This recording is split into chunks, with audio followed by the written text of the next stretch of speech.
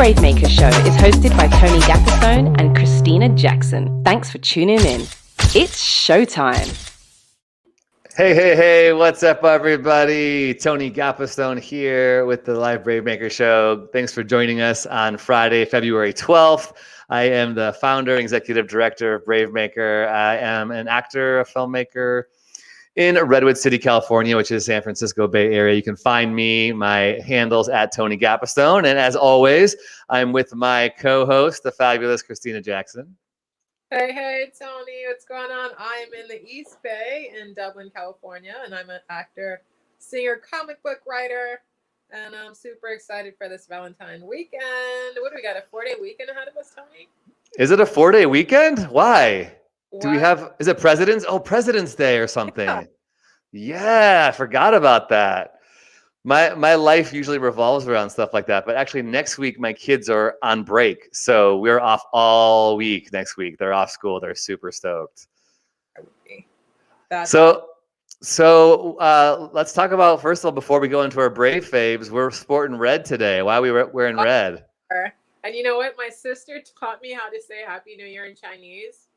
I don't even have the courage to try to repeat it. But Happy Lunar New Year, everybody. How awesome is that? So yeah, we're sporting red. There's so many reasons to be celebrating this weekend, and that's just one of them. It's the year of the ox. So yeah, with all of our Chinese friends and brave makers, we celebrate you and these awesome traditions and how you do you and your culture. Every week when we do our show, we start off with the question, how are you braving your way? We try to be intentional with asking this question because as a Brave Maker community, we want people to go after their goals, go after their dreams. So you have to do it one little step at a time. So Christina, how have you braved your way this week toward your creative goals?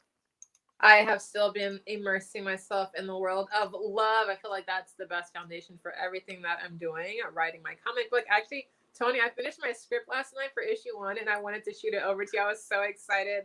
But I was rocking out to this song I'm going to share right now, finishing my script like 1 a.m. So I love love songs. It's perfect time to be playing love songs, and I love dance love songs. And I came across an amazing one called You're Mine by Raving George. It's fantastic. I shared it with Tony. Like, I have been playing it on repeat. That's how I'm braving my way, just rocking out, being in that loving space. And it's been... So Raving George is going to be in your comments below. So if you're watching live, we will play it. And if you are listening on the replay or on the podcast, we'll make sure that it's there. But what I kind of want to play just a little snippet of it. Can you like, where'd you find them? Are they a new band, or what's the scoop on them? That's the bass line drop when you play that, because it's so beautiful. So I love Cascade. I love EDM. Like, I love all that kind of music. You know, we've been in the studio together. You know, I love that kind of music. So I was just playing Cascade on my Pandora station.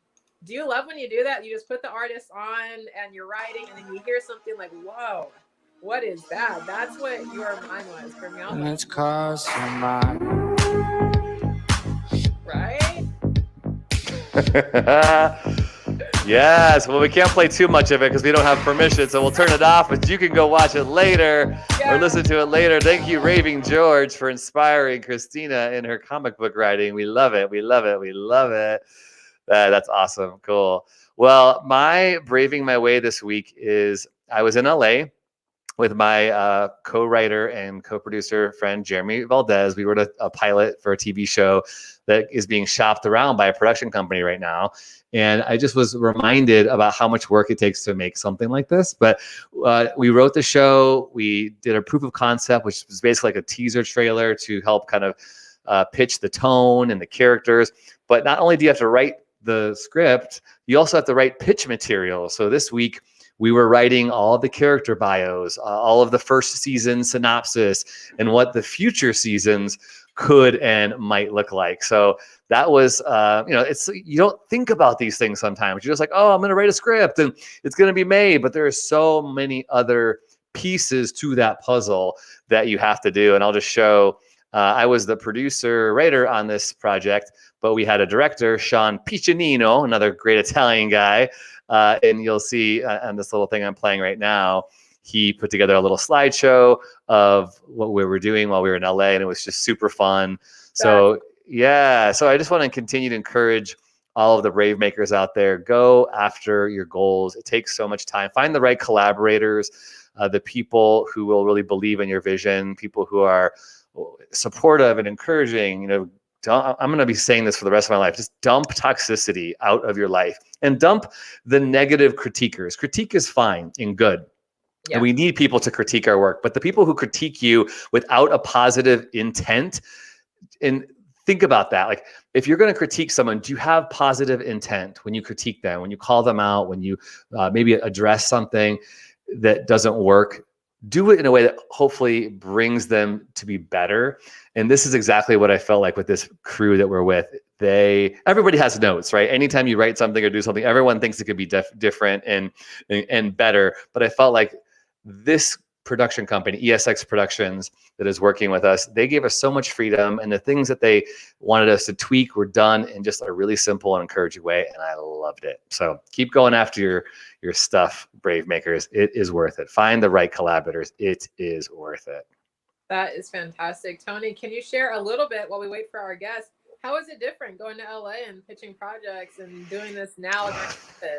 I mean, I was slide, but yeah, I was freaked out going on a plane. You know, you saw me. I saw, because I did my thing from the airport last week. I had a hazmat suit on. I had multiple masks on and everything. And LA is, you know, scary because COVID has spiked there. And they were saying, you know, hospital beds were, you know, totally overcrowded. So I was the COVID compliant officer too. As we're creating this proof of concept, I'm producing, I'm writing, I'm doing art production and design. And I also had to make sure everybody was temperatured and sanitized every hour, but it can be done. It really can be done. And LA is a great place to do it. I had fun. I loved it. That was awesome. I love the pictures that you were showing. We got people watching us live. Christine, you're wearing your You Are the Story shirt. Yes. Let's twinsy. I need to see a picture of that. And we got Smooth Operator. Awesome. Hey, jumping in. You know what we forgot to do? I'm glad Christine popped in.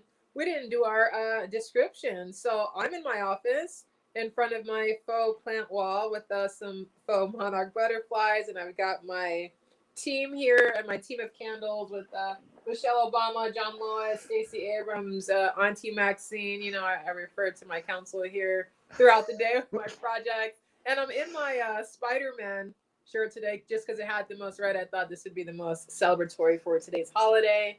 And I'm wearing a POW chain. Pow. Yeah, like.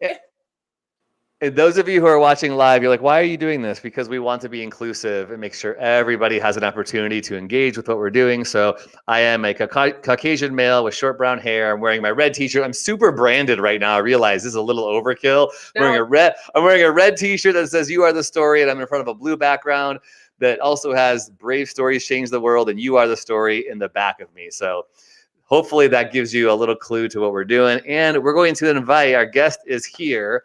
He is a friend of mine that is also very influential in the Bay Area acting world, the dance world, now the film world. And we're going to talk about all of his work, from live theater productions to film and TV type stuff that he's doing. Let's welcome to the show, Gary Stanford. Welcome, Gary. Hello. Happy New Year. Woo! Yes. Thank you for having me on. Gary, you sound great. And even though there's a little glitchy in the Wi-Fi, that's okay. We're going to work with it. We'll get to hear you. Feel like we're on a radio show. This is perfect. I love it. I'm ready.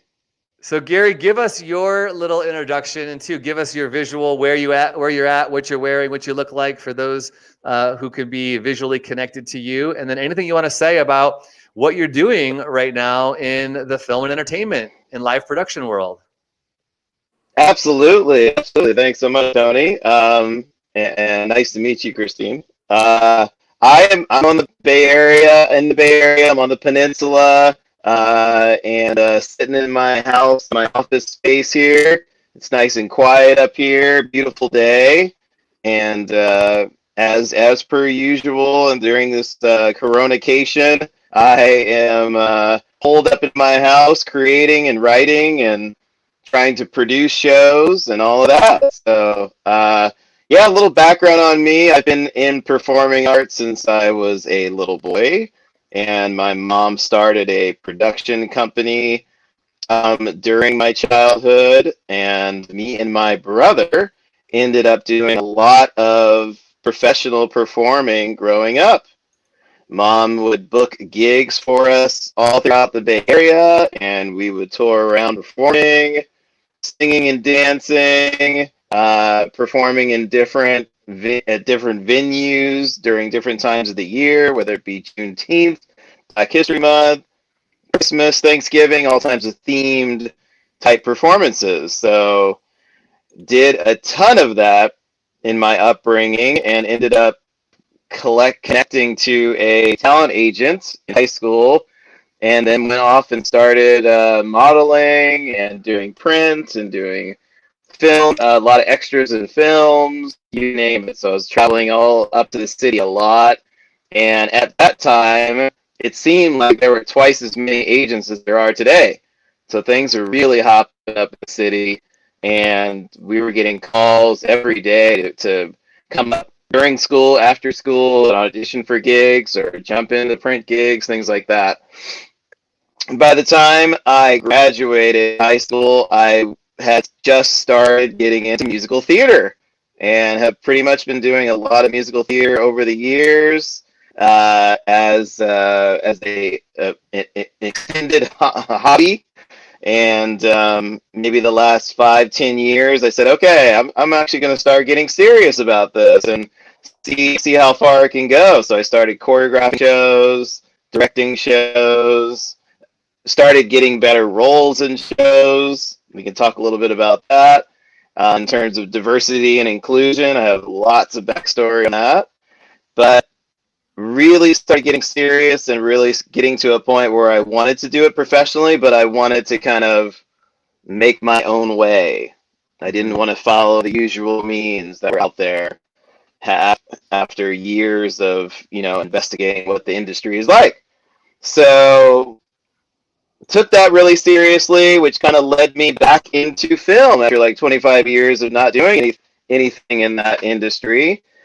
Started designing and writing my own films, whether it be short films, whether it be Marvel Studio connected films. We started taking Marvel characters and building scripts from characters that we thought the studios would not get to for a number of years or ever, and started writing a lot of stories based on Black history that is not covered in our regular education. We kind of think of the concept of hidden figures. There are thousands of hidden figures in Black American history that we never knew about. We never knew stories such as General. Which general in World War? There's a tank general in World War II that was screaming across Europe to go conquer Nazi Germany, and he ended up taking a black tank squadron with him. Nobody knew that. There were Nigerian, South African, Ghanaian soldiers that fought in World War II. Nobody knows about it. All of these stories are just lost. They're lost in the realms of history and never got into mainstream education in America or in Europe. So I've been taking a lot of those stories and doing research and thinking of, okay, well, how can we tell the story, whether it be a documentary, a History Channel type documentary, or a TV series, or a feature film. Doing a lot of just plotting and planning and creative writing. So that covers like the last 3 or 4 years, which leads me to working with a really cool team. Carlos Mora, shout out a couple names. Carlos Mora has done a lot of indie shorts out of the Bay Area and LA. He's gone back and forth. and he's had a few shows that were sold to India, a few shows that were sold to a couple of online streaming companies, and I'm working with him on a couple indie shorts. One is a horror show that I'm actually going to have Tony come in and read for and come check out. It's a horror story about an AI machine that goes wild and decides to try to take over everybody's world, which is definitely an interesting concept because it could happen. So, so yeah, it's working on stuff like that. I'm currently in writing for a dance show series, which is gonna kind of get into dance expressed through human struggle, through mental health issues, and kind of make connection points between different styles of dance, whether it be ballet, tap, modern, hip hop, et cetera, and how that relates to the dancers and the issues that they're going through. So kind of a cool and interesting connection points there. So yeah, it's really all over the map, the stuff that I'm working on, and I'm connected with a couple of folks in LA who are really kind of, have their head to the grindstone and tapped into the grapevine, and they know who to connect with, who to talk to, who is interested in different types of projects. So that's kind of our gauging our waypoints there. But it's been really fun, especially even during COVID. It's been really fun being able to connect with people, network with people, talk about new ideas, sit down and have time to write stuff. But it's really, really hopping right now. Yeah. So we are in Black History Month, Gary. You covered so much, but I would love to know, you're unearthing some amazing stories. What stories really do you gravitate towards? Which ones pull you in that make you want to put in the time and effort and the hours to bring them to life?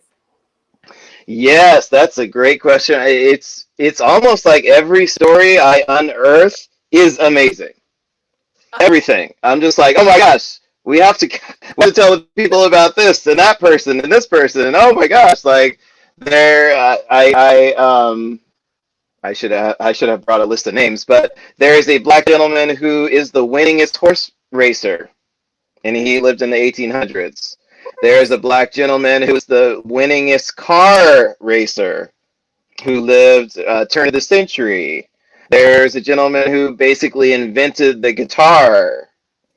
There are, as I said, there are World War II heroes that we never heard about. Tank squadrons, ace fighter pilots in World War One that didn't get an opportunity to fight for the American army because they were black, so they went to France and became aces. Things like that. Like it's like every story is just like, it's mind blowing and eye opening, and yeah, and you think about historical events too, like the Red Summer. Like, how could we not know about the Red Summer? It was a civil war that was bigger than the Civil War, and it took place after the turn of the century. So obviously, there's parts that are being covered with like the Tulsa, Oklahoma bombings, but it was literally more than 50 times bigger than the Tulsa, Oklahoma bombing. So it's just like where where do you begin, right? And how do you prioritize all of these just amazing stories, amazing accomplishments, and where do they go, right? We kind of need like our own history channel just for Black history, because it's been lost. Yeah. So that's kind of where it's at. So Gary, I don't even remember how we got connected to each other, but I remember when we did meet, just being really inspired by you, and we have partnered and collaborated on a couple things so far. And Gary brought to life one of my characters in a show called Church Biz that I'm working on, and we did a Zoom episode. It was super fun. But 2020 was an interesting time because I was following a lot of your work, especially in regards to the theater community in the Bay Area. And we do have a lot of actors who are in the Brave Maker community. So I want to talk about this casting disruption that happened in 2020. Can you talk a little bit about what work you were doing and how you were working with theaters and talking about the casting process and trying to upend some of the injustices that were happening? Yes, I mean, rest in peace, all of our folks who have sacrificed for where we are today. You know, especially Brianna and all the folks from last year, especially, was really kicked off this entire movement in the performing arts industry, I guess, especially musical theater. And it seems like it's starting to trickle into Hollywood and film and TV. But musical theater in the Bay Area really had their own come to Jesus moments in terms of people deciding to start to name names and out organizations and out individuals who have been committing, diversity atrocities all of these years. And it's caused a lot of the theater community to start having the real difficult conversations about, how they feel about it, being able to really express it out open in the public, to really start to shed that emotional labor, with how they deal with the industry day to day. And then theater companies have started to really have the conversation about what can we do to change? Like, where do we start? Who do we talk to? We don't know. We don't have any idea of what processes we need to implement, what experts we need to bring in. So we need to start having these conversations like from the ground level, from racism 101, right? And it's just because we've decided to deny that it exists all of these years, and now we're like trying to play catch up for 400 years or 500 years, trying to play catch up all within 1 year, right? So it's been pretty crazy, just having many different industries, because I'm also from high tech. Like, I was software engineer for 20 years. So I kind of see, that industry as well, starting to really look at itself and look at, um, these are all of the things that we're doing wrong with hiring practices. These are the things that we're doing wrong with promoting the right people into the right positions. These are all things we've done, to ignore and fire people and silence people and all of that over the years. So there's a lot of just realization right now, and a lot of efforts to just like understand what the issues are. Like, we have to look at ourselves and understand, what is white fragility? Like, what does that mean? What do you do? What does it look like when you unpack that? What is white privilege versus, why can't black people be racist? We have to look at, like, what is racism? Like, really define that, because there's been just like, it's like information warfare. It's like psychological warfare, where you try to convince people that it doesn't exist, or you try to convince people that, well, if we're bad, there's people bad on the other side as well. So Sure. it like evens itself out. So there's all of this information psychological warfare that you're fighting against, that needs to be like unpacked and made more realistic, and that's where it's at right now. That's where the industry, especially the musical theater industry, is going. And there's lots of really difficult conversations that are going on day to day. I'm responding to angry threads, all the time, of people just, in denial, or they don't want to talk about it, or too fragile, or this and that. And obviously really frustrated Black people who know that it's just so traumatic to try to explain these things and communicate these things over and over and over. So it's a lot. There's a lot. Well, We I need know. superheroes. We need our Spider-Man, our Avengers to drop in and help fix. Yeah. There is so much brokenness, and I just want to say, thank you, because I could tell you are doing a lot of work. I know you have entered into some boardrooms, board of directors for some theaters. Yeah. And so I wonder if you Yes. could talk about just what are some things that people need to be doing when it comes to diversity and casting. So speak to casting directors, speak to theater companies, speak to producers of films. I mean, obviously, cast diversely, open the net, let more people in. what else? What else can people be doing, and how do we recognize that this can change? What are some steps? Practical. Yes, and that's a great question, and I feel like the quick and dirty solution is to start putting people of color at the top. Start putting people of color in decision-making roles because they already know what needs to be done, and there's no, you don't have to ramp them up on diversity and inclusion. You don't have to ramp them up on understanding different cultures and having the empathy, that's needed for recognizing the struggles of other cultures and the traumas and triggers of other cultures. So putting people of color in decision making positions is the first step to solving, these day-to-day issues, right?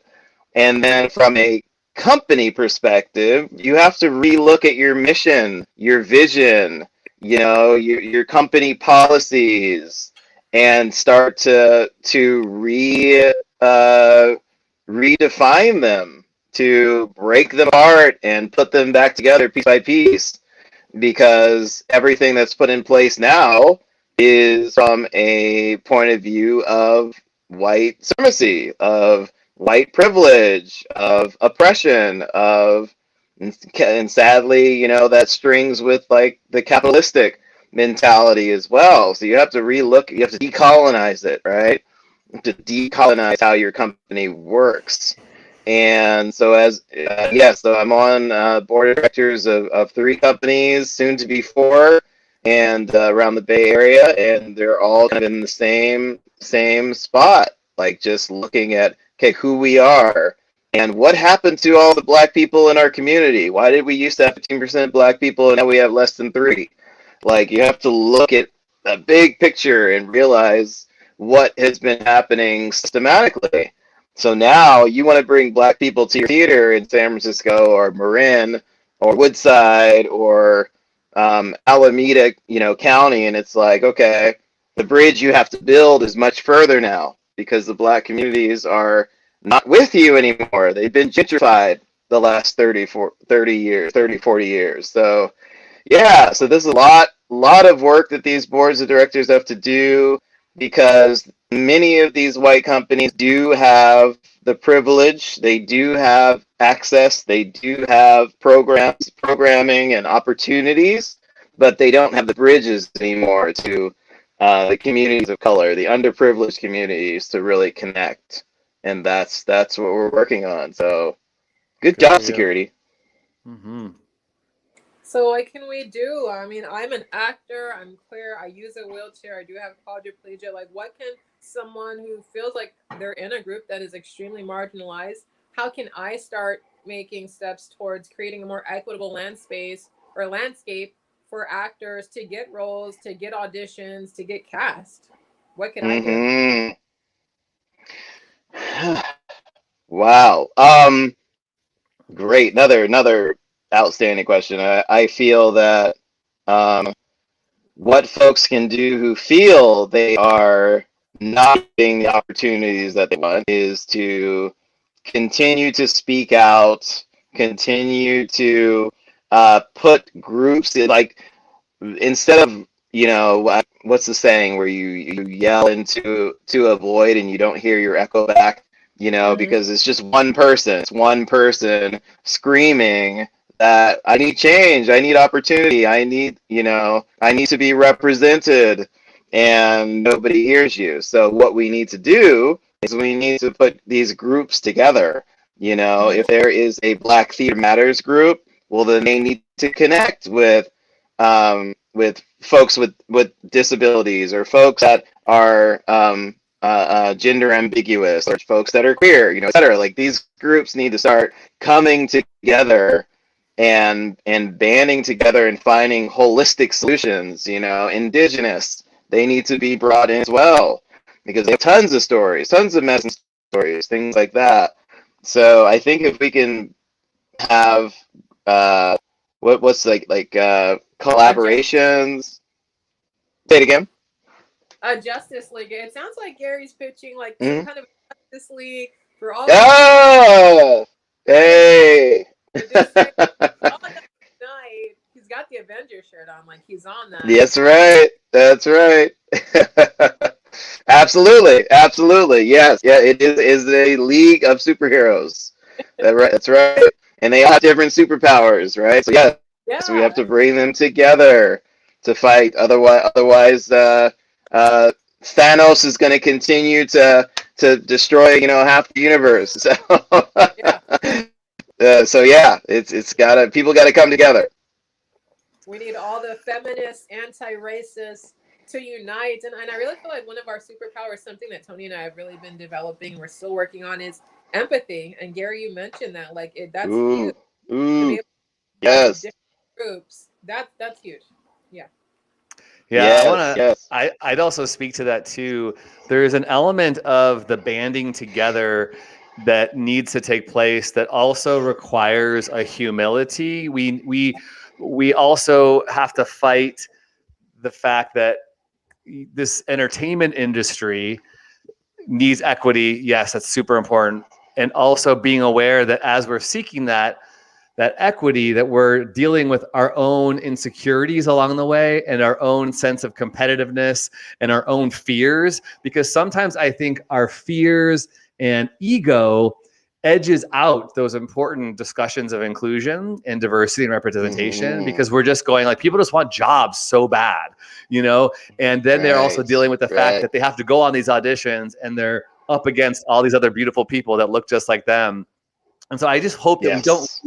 we don't lose the sense of community and unity that comes with this empathy together. Like we all, when one person wins, I know it sounds kind of cliche, but when one person wins, we all truly can win. I know you're going on auditions and maybe you're losing to somebody else in that same category or demographic, but that just means that role wasn't for you. Okay.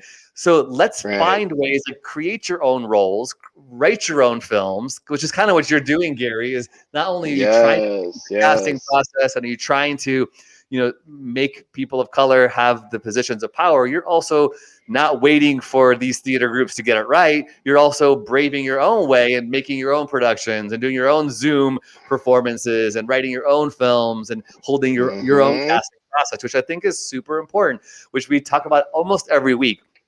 You can complain and complain That's and right. complain and raise your fist to the man. I think you should, and you should seek to change it, but also make something happen. Stop waiting around, because if you complain and you protest and no one's going to change, well, then you also have to make something happen, because that's what Right. it takes. It takes both of these things kind of working.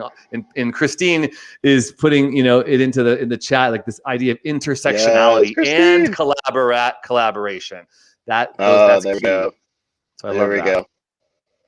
Yes, yes, and part of like there's just so many layers to this, and a big layer is obviously financial access, it's financial ownership, it's in terms of and when you look at that, it's like did you know that there used to be a black Broadway slash Hollywood in Florida that was torn down from as many black towns were torn, many successful, thriving black towns were torn down from the U.S. Interstate highways.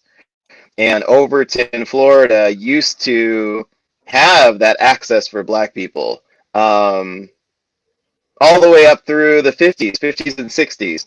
So it's things like that when we think of how are we going to grant access to or give more access, and you're definitely hitting on, us can hit the ground running with writing stories for sure, but how do we build back access to be able to produce and present these stories to the general public? We need to think about, we also need to think about things that we have torn down that could have provided that for us to this day.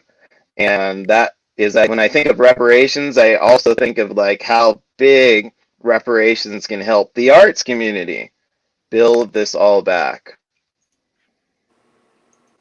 That's good. Build it back. What are we doing to build it Build it back? back. Right, right. What can we be doing to build it back? I just want to reiterate what Gary was talking about with the Black History Channel. I feel like Tony and I, we do these corporate webinars and we talk about what it is to be an anti-racist and gender equality and all these Mm-hmm. things.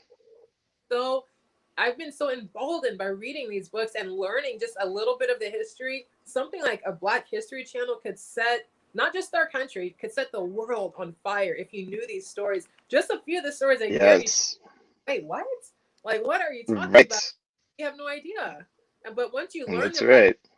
and you believe, like, oh, if they did that, I could do that, and that could be huge. I got those Black History Yes. flashcards that we talked about a couple weeks ago, and I just been hanging out in the pack, the STEAM pack, like the science, the tech, the arts. It's so illuminating, and shout out to our intern Bella, who's been showcasing the influencers in Black entertainment or Black entertainers. It's just so encouraging, like how many. You know, the hideaway bed was invented by a Black woman. I mean, like, what? I didn't know about that. Those things that you see. I mean, there's just so many things that you don't know that have been glossed over because of, hello, racism. So, yeah, I agree. We need to be educated so much more. Gary, let's talk to actors. Just like tips for success right now. Like people are auditioning on Zoom. You're getting audition tapes. You've been putting out castings through SF Casting, and you're getting people submitting to your film that you're doing. What are some things that really get your eye as a director, as a casting director and a producer that other actors need to be aware of? Give us some acting tips for success. Tell me, Gary. Oh, yes. So, let me look at it from two perspectives. I can look at it from what I see as a casting director and then what I see as an actor. So, as a casting director, I am seeing that obviously actors of color are phenomenal and have so much potential and can fill so many of these traditional roles that usually or often go to white people. So that's one thing that I always see, and when I cast any work that I'm doing, I am my first preface is to fill it with a multicultural, a multi-dimensional cast, right? And that is a view that casting directors need to develop. They need to figure out what that means to them and why are they doing it? Why would they do it that way? And not assume that audiences don't want to see it. That's like a knee-jerk reaction. Oh, it's not gonna appeal to demographics, so I'm not gonna go that way. I'm just gonna hire the people that people are familiar with. So there's a lot of that. But from an actor's point of view, I feel that definitely we can take this particular time to really think about the mechanics of auditioning and really think about building audition skills that fit multi-dimensional roles and fit different types of roles, and work on those skills, work on those acting skills, work on the singing skills, dancing skills, and really start to build your effectiveness at an audition. If you only have 30 seconds to show everything you've learned in life, what do? What is your most effective delivery? And being able to find monologues to tackle, dry readings, and really hit the ground running and really be confident in what you're doing, like right off the bat. Those skills, I think that are underprivileged folks can really start to work on and really hone and develop. I would say too, when I'm casting for actors, when you're talking about like their skills and honing things, yes, I definitely want someone to be good and prepared and know the material and have a unique take, which sometimes means taking some risks. So when you're auditioning, sometimes you only get one try. Okay. Give the casting director and director something they haven't seen before. Take a chance on on those lines and give them something to remember you by. And I always think too, like a director wants you to succeed, right? A director wants you to be the one they cast. And I've been to so many auditions, and your nerves can totally get to you. And your nerves are telling you they work against you. We're our own worst enemy. So we're like, oh, I'm not the right fit. I'm too old. I'm too young. I'm not good enough. I'm not built enough. I'm not tall enough. It's like, that's all BS. If you got that audition, the casting people want you to succeed. So keep that in your mind. It's like, we're dying after seeing 12, 50, 100 auditions. It's like, we want you to be the one. So tell yourself that and just go for it. And I kind of hear Gary saying, like, part of it is you have to be yourself. Like, be that character, be yourself, because I want to like you. I really do want to like you when you're an actor. And I think sometimes we actors forget that. We feel like everyone's going to say no to us right off the bat. And it does happen. But if you got an audition, just start with the yes. Start with the fact that you're there. Tell yourself the truth that I got this audition and they want to like me, and I'm going to help them and make them like me. It's all in our mind, right? Don't you think, Gary? That's beautiful. Absolutely. Yes. You're there to really surprise them, to really I mean, the audition is a show. They want to be entertained. Like, they want to be moved by performance. They want to stand up and clap, even though they never probably will, but they want to. They want you to try to make them do that. So, definitely going for it. And you threw something out that's really important, just the nerves, like being nervous at an audition. Something I've taught actors to do in the past is to jump into character sooner than you usually do. Sometimes it's really hard to be in an audition and just be all casual and then snap your fingers and you're in character, right? So maybe you might wake up that morning and get in character and stay in character the whole day, all the way through the audition, just to help you forget about your nerves and fill your brain with the character work as you show up to the audition and sign your name and address and all of that. Like, be in character. So that's kind of a hack to get yourself through the nerves of it. That's a good hack. Just be in character. Get up and be in character. I like this. Let's talk some more audition tips, because I know we got a lot of actors out there. Here's another one. Okay, so the Zoom audition is weird, right? You're not in the room with people. You can't read people. You don't know who are sitting on other sides of the camera, and so be aware. Like, obviously, a good ring light, good environment, that's super important. I have gotten auditions. Like, don't audition in your car. Actors, don't do that unless the part is for a car. But I literally had somebody send me an audition tape for this proof of concept video that we were doing for my feature film, which I was kind of using as really auditions for the feature film eventually. And the guy sent me an audition in his car with his cell phone with the seatbelt on. And the scene was not supposed to be in a car. so I'm just like, don't do that. Find the right setting.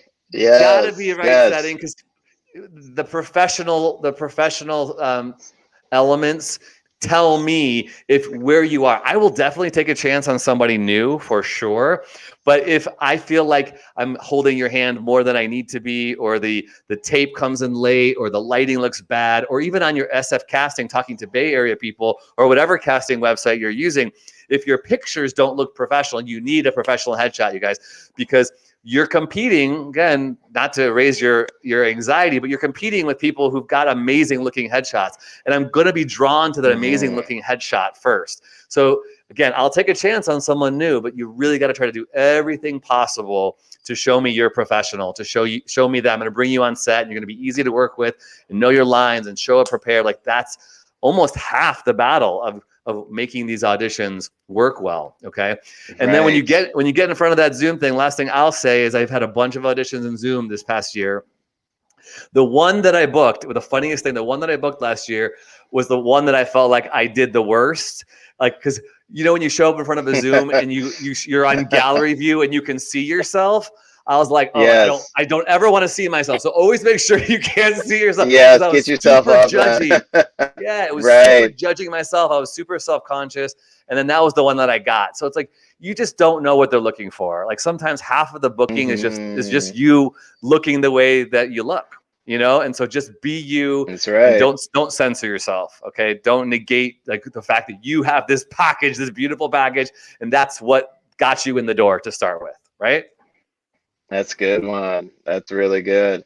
Yeah, Zoom auditions for me are very interesting as well, and I kind of feel that you can kind of do some investigation on film auditions when you're doing a Zoom audition, because there's some really cool things you can do with the level of your voice or the intimacy of, you know, the scene work that you're doing.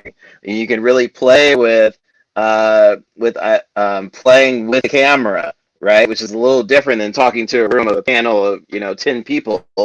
Very, very different. So you can build a very effective auditioning by doing some research and investigate folks who audition for a lot of film stuff and how are they successful. You're gonna pull some tips from that you can use in a Zoom setting. Oh my gosh, I could talk about this forever. I love, I do. I love this, Gary, and I know you've had a lot of Yes. experience doing auditioning on both sides and doing this. So we should definitely try to do another talk about like for actors. Maybe I'll talk to you about that. Oh, Maybe that'd we be can do fun. like a That'd whole be actor fun. workshop because we Yes. do a lot of stuff for Yes. filmmakers and documentarians, but we definitely care about our actors too. So that would be fun to talk more with you about that in the future. Oh my gosh. Okay, well, we're almost at the end of our show, but Yay, cool. it's time for Brave Faves. So Gary, you got 15 seconds. Christina, here we go to get our Brave Fave of the week. Brave Faves. TV shows, films, books, songs, technology, clothing, podcast, food, and more. These are a few of our favorite people, places, and things. Brave Faves.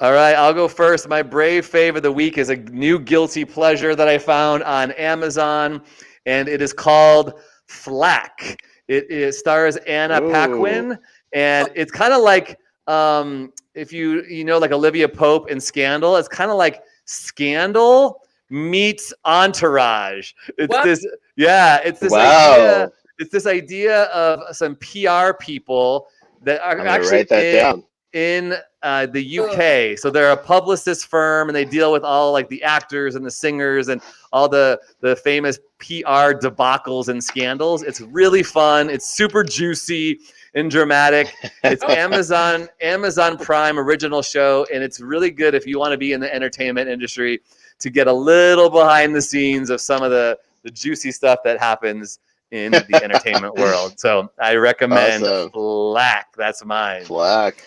Woo. Gary, what do you got? All right, so I have less and less time to watch TV, but I have tuned myself into a TNT network TV show by the name of Snowpiercer. That was an original film with Chris Evans. And the TV show is starring the Bay Area's own Daveed Diggs, Yeah. who was in the original cast of Hamilton, and has since really kicking butt down in LA. So he's the star of the show.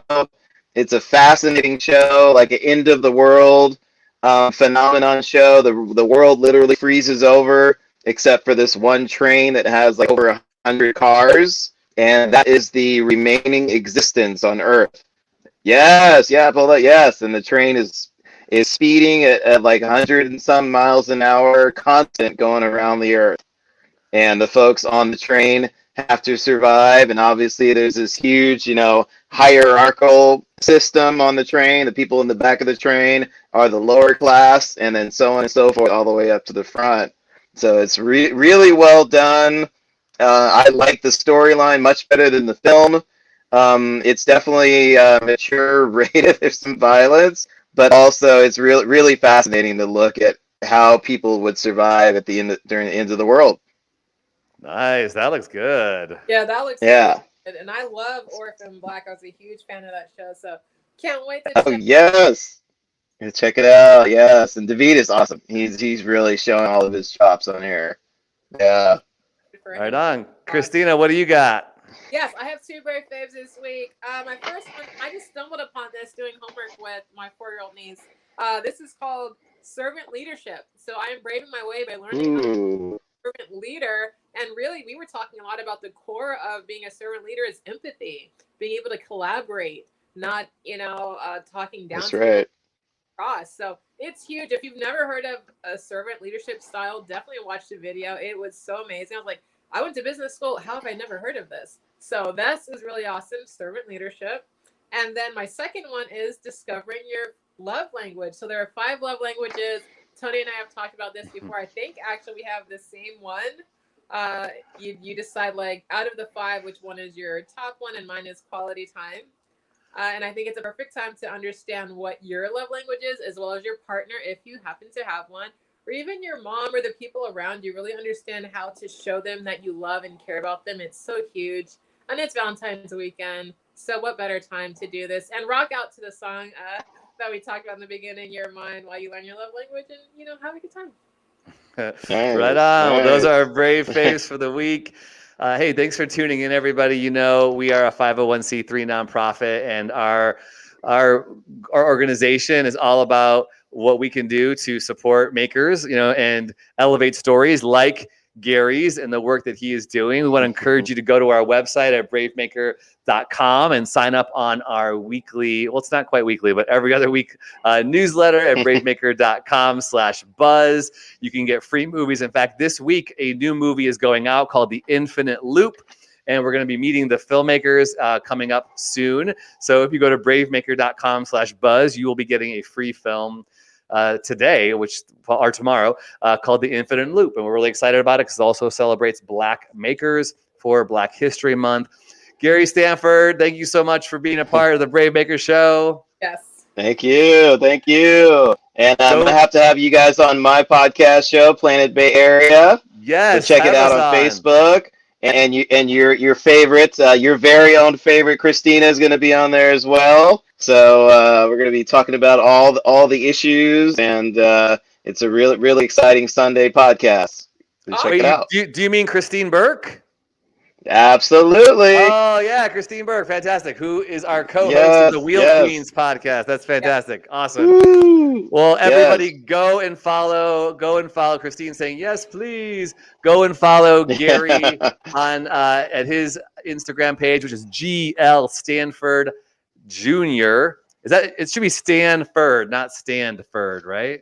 Yeah, you can take the D out, Stan. Just like university, Stanford. Just like the university. So we'll make sure that is fixed. It's not fixed on the screen, but it will be fixed in our show notes.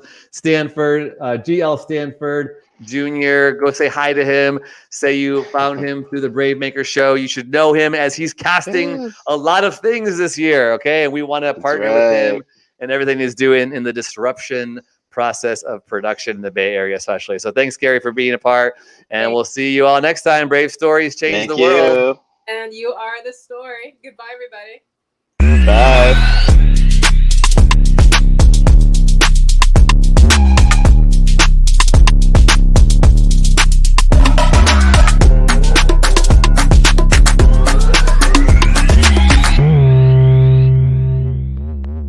Follow us on Instagram, Twitter, YouTube, and Facebook at bravemaker.org.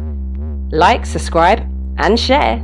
To become a monthly donor, text the word BraveMaker to 44321 or go to bravemaker.com/donate. Thanks for tuning in.